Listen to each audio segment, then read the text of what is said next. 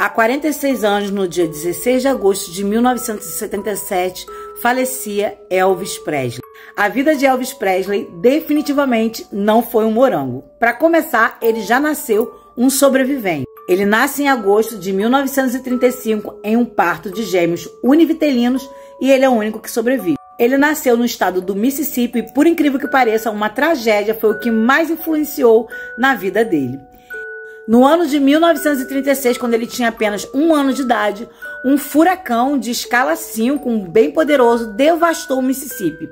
Isso fez com que negros e brancos se aproximassem e se refugiassem em igrejas.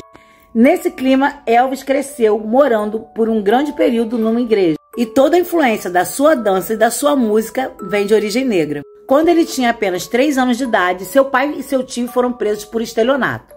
Sua mãe, Dura, acabou sendo despejada e eles tiveram que ir morar com seus avós paternos. Em 1945, ele fez a sua primeira apresentação musical aos 10 anos, em uma festa numa feira.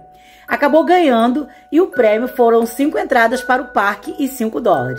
Naquele mesmo ano, seu pai sai do xadrez e dá a ele de presente um violão. Como seu pai estava com a reputação super manchada, decidiram se mudar para Memphis. Em Memphis, então, ele começa trabalhando como lanterninha para ajudar nas despesas de casa no cinema, o que traz para ele a grande paixão que ele tinha pelos telões. Em 1953, ele conclui os estudos e entra para uma igreja evangélica.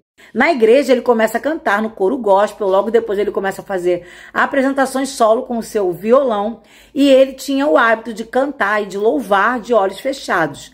Isso fez com que a maioria das composições dele fossem em ambientes escuros e também no palco ele gostava muito de usar muito pouca luz. Ele gostava de cantar na penumbra ou no breu total. Em 1954, ele começa a fazer apresentações musicais pela cidade. Em 7 de julho de 1954, ele tem uma das suas músicas em primeiro lugar nas paradas da rádio de Memphis.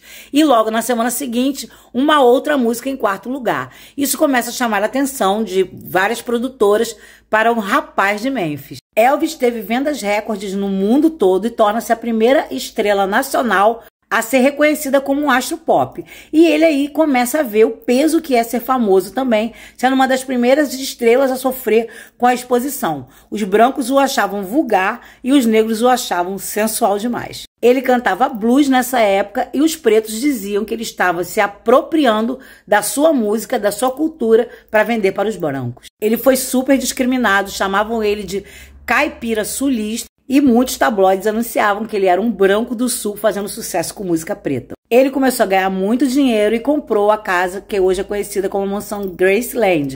E em 1958, como todo jovem americano, ele se alistou e foi chamado para servir a guerra. Ele ficou de 1958 a 1960 servindo aos Estados Unidos.